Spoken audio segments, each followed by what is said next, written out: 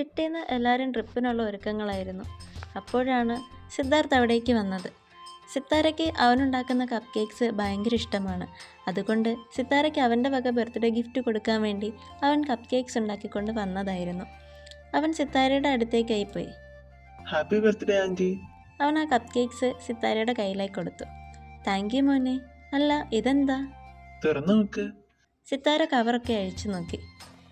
ഇന്നലെ അമ്മ ഒറ്റയ്ക്കുള്ളതുകൊണ്ടാ ഞാൻ വരാഞ്ഞ്.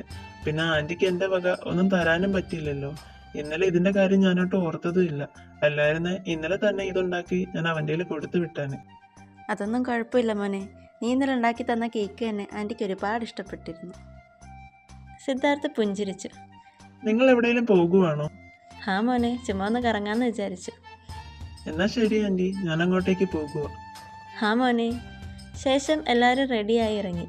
ശ്യാമും നിതീഷും കാറിൻ്റെ ഫ്രണ്ട് സീറ്റിലായി ഇടം പിടിച്ചു. നിശയും സിത്താരയും അഭിരാമും വൈഷ്ണവിയും പുറകിലത്തെ സീറ്റിലായി ഇരുന്നു. നിശയും സിത്താരയും ഒരുമിച്ചാണ് ഇരിക്കുന്നത്. അഭിരാമും വൈഷ്ണവിയും അവർക്ക് ഇപ്പുറവുമായി വന്നിരുന്നു. നിതീഷാണ് കാർ ഓടിക്കുന്നത്. അപ്പോൾ ഇങ്ങനെ പോകുമല്ലേ? എല്ലാവരും സമ്മതം മൂളി. അഭിരാമും വൈഷ്ണവിയും കൂടി പാട്ടിൻ്റെ കാര്യം ഏറ്റെടുത്തു. അല്ലെങ്കിൽ അവർ പോസ്റ്റായി പോവും. അങ്ങനെ വണ്ടി സ്റ്റാർട്ടാക്കി. അവരെല്ലാവരും നല്ല രീതിയിൽ എൻജോയ് ചെയ്യുന്നുണ്ടായിരുന്നു. അഭിരാമും വൈഷ്ണവിയും ഇടുന്ന പാട്ടുകൾ കേട്ട് താളം പിടിച്ച് നിതീഷും ശ്യാമും. വാ തോരാതെ സംസാരിച്ചിരിക്കുന്ന സിത്താരയും നിശയും. ചെറിയ ചെറിയ അടിയും ഇടിയുമായി അഭിരാമും വൈഷ്ണവിയും. ഓ, ഇതുങ്ങളെ വീട്ടിലെങ്ങാനും നിർത്തിയിട്ട് നമുക്ക് 4 പേർക്ക് മാത്രം വന്നാൽ മതിയായിരുന്നു. അതെ, എന്തുവാ പിള്ളേരെ, വന്നപ്പോൾ തൊട്ട് തുടങ്ങിയതാണല്ലോ രണ്ടും കൂടി. രണ്ടിനെയും കൂടി പെറുക്ക് പുറത്തിടും ഞാൻ, കേട്ടല്ലോ. അത് കേട്ട് ശ്യാമും നിതീഷും ചിരിച്ചു. അവർ നല്ല വൈബിലായിരുന്നു. അമ്മ ദേ ഇതിനെ എടുത്ത് വെളിയിലെങ്ങാനും കള, അപ്പോൾ കുറച്ച് സമാധാനം കിട്ടും. അവനെ അല്ല, നിന്നെ ആദ്യം എടുത്ത് കളയണ്ട, അപ്പോൾ കുറച്ചുകൂടി സമാധാനം കിട്ടും. അഭിരാം ചിരിച്ചു. എനിക്ക് വേണ്ടി പറയാൻ എനിക്ക് എൻ്റെ ആൻറ്റി ഉണ്ടടി.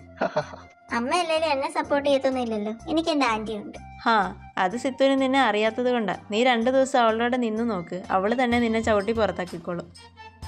അഭിരാമും നിതീഷും ചിരിച്ചു. ഒന്ന് പോയേ അമ്മേ. ഒന്ന് പോടി, അവൾ നല്ല കൂട്ടാ. നീ എൻ്റെ കൊച്ചിനെ പറ്റി ഓരോന്ന് പറയാതെ. ഇന്നലെ മോളെയും കൂട്ടി ഞാൻ അവിടെ എല്ലാം പോയതാ. അവൾ എന്ത് നന്നായിട്ട് എൻ്റെ അടുത്ത് നിന്നേ. ഇവനെ കാണുമ്പോൾ ഉള്ള അടി മാത്രമേ ഉണ്ടായിരുന്നുള്ളൂ. എൻ്റെ സിത്തു, നിനക്കറിയാൻ പാടില്ല എന്നിട്ടാ. 2 ദിവസം, അതിൽ കൂടുതൽ നീ ഇവളെ സഹിക്കത്തില്ല. ഓ പിന്നെ, അച്ഛനോട് ചോദിച്ചാൽ അറിയാം അമ്മയുടെ കാര്യം. നീ ചോദിച്ചു നോക്കടി അങ്ങേരോട്. ഞാനാണോ നീയാണോ വീട്ടിൽ പ്രശ്നം ഉണ്ടാക്കുന്നതെന്ന്. ചോദിച്ചിട്ട് കാര്യമൊന്നുമില്ല, അച്ഛൻ എൻ്റെ പേരെ പറയത്തുള്ളൂ, എനിക്കറിയാം. എല്ലാവരും ചിരിച്ചു. അപ്പൊ നിനക്ക് തന്നെ അറിയാം നീ ആ പ്രശ്നമൊന്ന്. താൻ പോടോ, തന്നോട് ഞാനൊന്നും പറഞ്ഞില്ലല്ലോ. നീ കൂടുതലൊന്നും പറയണ്ട ബി. എൻ്റെ കാര്യങ്ങളെല്ലാം ഞാൻ പറയും കേട്ടോ. പറയാം ആൻറ്റി. എന്ത് പറയാൻ? അതിലും വലുത് അമ്മ ഇവളും കൂടി ഇന്നലെ എനിക്കിട്ട് തന്നത്. എന്താ മോനെ? ആന്റിക്ക് അറിയോ, അന്ന് ഇവള് കാരണം അമ്മ എന്നെ അറഞ്ഞോ പൊറഞ്ഞോ തല്ലിയത്. അതെന്തിനാ മോനെ? ആന്റിക്ക് അറിയില്ലേ? ഇല്ല. ഒരു ദിവസം ഇവൾ എന്നെ വിളിച്ചിട്ട് ഓരോന്ന് പറഞ്ഞു. അത് കേട്ട് അമ്മ അന്ന് എന്നെ അറഞ്ഞോ പൊറഞ്ഞോ തല്ലി. അപ്പൊ കാര്യങ്ങളെല്ലാം നിശ്ചയോടായി പറഞ്ഞു. എന്നിട്ട് അമ്മ അതെല്ലാം അറിഞ്ഞിട്ട് അതറിഞ്ഞ് പാപം പോലും നടിച്ചില്ല. എന്നിട്ട് ഇന്നലെ രണ്ടും കൂടി ഒറ്റക്കെട്ടായി നിന്നുകൊണ്ട് ഈ നിരപരാധിയായി എന്നെ റൂമിൽ നിന്ന് ഇറക്കി വിട്ട ആന്റി. സിത്തു, നീ എൻ്റെ അഭിമോനെ. മോൻ വിഷമിക്കണ്ടടാ, നിനക്ക് ഈ ആന്റി ഉണ്ടടാ. മോനെ, നിനക്ക് ഈ അങ്കിളും ഉണ്ടടാ. അച്ഛാ. മോള് വിഷമിക്കണ്ടടി, നിനക്ക് ഈ അങ്കിൾ ഉണ്ടടി മോളെ. നീ അവനെ അങ്ങനൊക്കെ വിളിച്ച് പറഞ്ഞ നന്നായി. അതെന്താ അങ്കിളെ? പണ്ട് ഇവൻ എന്റെ ഫോൺ എടുത്ത് ചിഞ്ചുവോ മഞ്ജുവോ രണ്ടിനെയൊക്കെ വിളിച്ച്, എന്നിട്ട് ആ കൊച്ചിന്റെ വീട്ടിൽ അത് പിടിച്ചിട്ട് അവളുടെ അമ്മ എന്നെ തിരിച്ച് വിളിച്ച് തെറി വിളിച്ച്. അത് പണ്ടല്ലേ അച്ഛ, എന്റെ അറിവില്ലാത്ത പ്രായത്തിൽ. അച്ഛൻ അതൊക്കെ ഇപ്പോൾ ഓർക്കുന്നുണ്ടോ? പിന്നെ നിന്റെ അറിവില്ലാത്ത പ്രായം, നീ ഒന്ന് 10ൽ പഠിക്കുന്നു. നിന്നെപ്പറ്റി എന്ത് ഞാൻ മറന്നാലും അത് ഞാൻ മറക്കത്തില്ല. അഭിരാം വിളിച്ചു കാണിച്ചു. എല്ലാവരും ചിരിച്ചു. അപ്പൊ രണ്ടും കണക്കാണല്ലേ? ഇരുവരും ഇളിച്ചു കാണിച്ചു. പിന്നെ അവർ വഴക്കൊക്കെ പയ്യെ നിർത്തി കൂട്ടായി തുടങ്ങി. അങ്ങനെ ഒരു 4 മണിയൊക്കെ ആയതോടെ അവരെല്ലാവരും ബീച്ചിലോട്ട് പോയി. ആദ്യം തന്നെ അഭിരാമും വൈഷ്ണവിയും കൂടി ബീച്ചിലേക്ക് ചാടിത്തുള്ളി ഓടിപ്പോയി. പുറകെ അവർ 4 പേരും. കുറച്ചു നേരം കഴിഞ്ഞപ്പോൾ വൈശുവും അഭിയും കൂടി അവിടെ മണ്ണിലായി പോയിരുന്നു. നിശയും സിത്തുവും കൊച്ചു പിള്ളേരെക്കാളും കഷ്ടമായി വെള്ളത്തിൽ കളിക്കുന്നുണ്ടായിരുന്നു. കൂടെ നിതീഷും ശ്യാമും ഉണ്ട്. അമ്മ ഇന്ന് ഒരുപാട് സന്തോഷത്തില. ആന്റി ഇല്ലായിരുന്നേ അമ്മയ്ക്ക് ഇന്ന് വെറും ഒരു സാധാരണ ദിവസമായാൽ. ഞാനാണ് ഓർത്തതുമില്ല അമ്മയുടെ ബർത്ത്ഡേയുടെ കാര്യം. എന്റെ അച്ഛന്റെയും ഞങ്ങള് മറന്നാലും അമ്മ ഒരിക്കലും മറക്കത്തില്ല. അത് ഞങ്ങള് പോലും അറിയാതെ കേക്കൊക്കെ വാങ്ങിച്ച് പായസമൊക്കെ ഉണ്ടാക്കി വെച്ച് തരും. അപ്പോഴായിരിക്കും ഞങ്ങള് തന്നെ അറിയുന്നത്. വൈഷ്ണവി അവനെ നോക്കിയെന്ന് പുഞ്ചിരിച്ചു. ഞാനും അങ്ങനെ തന്നെ ചേട്ടാ. അച്ഛൻ പറയുമ്പോഴാ അമ്മയുടെ ബർത്ത്ഡേ ഞാൻ അറിയുന്നത്. അതുപോലെ തന്നെ അച്ഛൻ്റെ ബർത്ത്ഡേയും ഞാൻ അമ്മ പറഞ്ഞാ അറിയാറ്. ഞാൻ എപ്പോഴും ഓർക്കാറുണ്ട്, നമ്മുടെ സന്തോഷത്തിന് വേണ്ടി അവരെന്തൊക്കെയാ നമുക്ക് വേണ്ടി ചെയ്യുന്നത്. പക്ഷെ അവരുടെ സന്തോഷത്തിന് വേണ്ടി നമ്മൾ എന്താ ചെയ്തു കൊടുക്കുന്നത്? അതേടോ, ഞാനും എപ്പോഴും ആലോചിക്കാറുണ്ടത്. അതുകൊണ്ടാ ഞാൻ ഇന്നലെ ഇങ്ങോട്ടേക്ക് വന്നേ. അവരുടെ സന്തോഷം കണ്ടില്ലേ എത്രമാത്രമാണെന്ന്. ഇരുവരും അവരെ നോക്കിയിരുന്നു. വൈഷ്ണവി വെറുതെ ഒന്ന് അഭിരാമിനെ നോക്കി. അവനെ കാണാൻ നല്ല ഭംഗിയുണ്ടായിരുന്നു. ചേട്ടൻ ഇത്രയും ഭംഗിയൊക്കെ ഉണ്ടായിരുന്നു. അഭിരാം അവളെ തിരിച്ചു നോക്കി. എന്താ, ക്രഷ് അടിച്ചോ? ഇപ്പൊ കാണാൻ നല്ല രസമൊക്കെ ഉണ്ട്. ഇപ്പോഴല്ല, ഇന്നലെ കണ്ടപ്പോ തൊട്ട് നല്ല രസം തോന്നുന്നുണ്ടായിരുന്നു. ഞാൻ പിന്നെ പറഞ്ഞില്ലെന്നേ ഉള്ളൂ. അതാണോ ഇന്നലെ എന്നെ നോക്കിക്കൊണ്ടിരുന്നേ?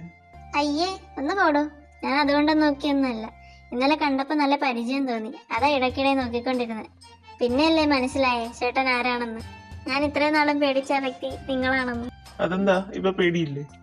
ഇനിയിപ്പോ എന്താ പേടിക്കാനാ? ഇന്നലെ നിങ്ങളുടെ മുന്നിൽ ഞാൻ വന്ന് പെട്ടയല്ലേ. അവർ ചിരിച്ചു. അവൾ പിന്നെയും അവനെ നോക്കി. എന്താ നോക്കുന്നത്? ഇപ്പൊ അന്നമ്മ പറഞ്ഞ പോലെ കെട്ടാന്നൊക്കെ വിചാരിക്കുന്നു. ഓഹോ, അതെന്താ ഇപ്പൊ കെട്ടാനൊക്കെ തോന്നുന്നേ? അന്ന് കെട്ടണ്ടായിരുന്നല്ലോ. അത് അന്ന് പണ്ട് ഞാൻ നിങ്ങളുടെ വീട്ടിൽ വന്നപ്പം ചേട്ടനെ കാണാനും മണ്ടനെ പോലെ ആയിരുന്നു. മണ്ടൻ നിന്റെ? ഓഹോ, അപ്പോ ഇന്നെന്നെ കാണാൻ കൊള്ളാന്നോണ്ടാണോ നീ എന്നെ കെട്ടാന്ന് വെച്ചേ? അങ്ങനെ നീ എന്നെ കെട്ടണ്ടടി. അങ്ങനൊന്നും അല്ല. അത് അന്ന് പണ്ട് ആ പ്രായത്തിൽ തോന്നിയതാ. പിന്നെ അതൊക്കെ മാറി. അന്നത്തെ സംഭവത്തോടെ പിന്നെ ചേട്ടന്റെ മുന്നിൽ വരാൻ ഒരു ചെറിയ പേടി ഉണ്ടായിരുന്നു, അത്രേ ഉള്ളൂ. ഇയാൾക്ക് ലവറൊന്നും ഇല്ലേ? ഇല്ല. അതെന്താ? വേണ്ടെന്ന് വെച്ച്. പിന്നെന്താ ഇപ്പൊ വേണമെന്ന് വെക്ക്? അത് അമ്മമാർക്ക് നമ്മൾ തമ്മിൽ കെട്ടണമെന്ന് നല്ല ആഗ്രഹമുണ്ട്. അപ്പൊ പിന്നെ പ്രശ്നമില്ലല്ലോ. അല്ല, ചേട്ടൻ ലവറുണ്ടോ? ഇല്ല. അന്ന് നീ കാരണം ഇല്ലാത്ത പെണ്ണിന്റെ പേരിൽ അമ്മയുടെ കയ്യിൽ നിന്ന് അടി വാങ്ങിച്ചു കൂട്ടി. ഇനി ഉള്ളതിന്റെ പേരിൽ വാങ്ങിച്ചു കൂട്ടണ്ടെന്ന് വെച്ചു. വൈഷ്ണവി ഇളിച്ചു കാണിച്ചു. നീ എപ്പോഴും അമ്മയോടെല്ലാം പറഞ്ഞേ? അമ്മ എന്നോട് ഇങ്ങോട്ട് വരാൻ പറഞ്ഞില്ലേ, അപ്പൊ അമ്മയോട് പറഞ്ഞ എനിക്കിട്ട് കിട്ടുമെന്നറിയാം. അതുകൊണ്ട് ഞാൻ ആന്റിയെ വിളിച്ചെല്ലാം പറഞ്ഞു. ആന്റി പറഞ്ഞു അതൊന്നും കുഴപ്പമില്ല, അതൊക്കെ പണ്ട് ഇടന്നേയല്ലേ, മോളിങ്ങോട്ട് വരാൻ പറഞ്ഞു. പിന്നെ ചേട്ടൻ ഇവിടെ ഇല്ല, 2 ദിവസം കഴിഞ്ഞിട്ടേ വരത്തുള്ളെന്നും പറഞ്ഞു. അതറിഞ്ഞിട്ട് അമ്മ നിന്നെ ഒന്നും പറഞ്ഞില്ലേ? ഇല്ല. കൊള്ളാം. നീ ആണെന്ന് അറിഞ്ഞപ്പോ അമ്മ പാവം അറിയണ്ടെന്ന് വെച്ചാ ഞാൻ അമ്മയോടൊന്നും പറയാഞ്ഞ്. പിന്നെ നിന്നെ പറ്റി ഞാൻ അങ്ങനെ വലുതായിട്ടൊന്നും ആലോചിച്ചതുമില്ല. പിന്നെ നിന്നെ കണ്ടു കഴിഞ്ഞാൽ 2 തരണം, എന്തിനാ അങ്ങനെയൊക്കെ അന്ന് എന്നെ വിളിച്ചു പറഞ്ഞെന്ന് അറിയണം എന്ന് മാത്രമേ ആലോചിച്ചുള്ളൂ. ഇന്നലെ നിന്നെ കണ്ടപ്പോഴും നിന്റെ സംസാരം കേട്ടപ്പോഴും നീ ആണെന്നൊരു സംശയം പോലും എനിക്ക് തോന്നാഞ്ഞത് അതുകൊണ്ടാ. ചേട്ടൻ എന്നെ പിന്നെ കണ്ടിട്ടേ ഇല്ലേ? അതിന് നീ എന്നെ കണ്ടിട്ടുണ്ടോ? ഇല്ല. അതുപോലെ തന്നെ ഞാനും നിന്നെ കണ്ടില്ല. അങ്ങനല്ല, ഞാൻ എന്താ ചോദിച്ചെന്ന് വെച്ചാ, അമ്മയുടെ നമ്പർ ചേട്ടൻ്റെ ഉണ്ടല്ലോ, എന്നിട്ട് അമ്മയുടെ സ്റ്റാറ്റസിലൊന്നും എന്നെ കണ്ടിട്ടില്ലേന്ന് ചോദിച്ചേ. ഞാൻ അങ്ങനെ അതൊന്നും എടുത്ത് നോക്കാറില്ല. പിന്നെ നീ ആരാണെന്ന് എനിക്ക് അറിയാലോ, അതുകൊണ്ട് അങ്ങനെ നോക്കാനും പോയില്ല. പക്ഷെ നോക്കേണ്ടതായിരുന്നു.